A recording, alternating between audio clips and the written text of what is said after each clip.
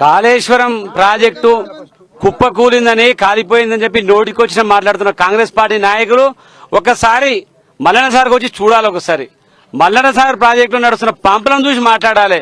సిగ్గు శరం లేక ఓర్వలేక కాళేశ్వరం నీళ్లు వస్తే కేసీఆర్ కు డోకా ఉండదు, ఓట్లేస్తారన్న ఉద్దేశంతో మొదటి నుంచి కుట్రలు చేస్తున్న రేవంత్ రెడ్డి గారు ఇప్పటికైనా అర్థం చేసుకోవాలి.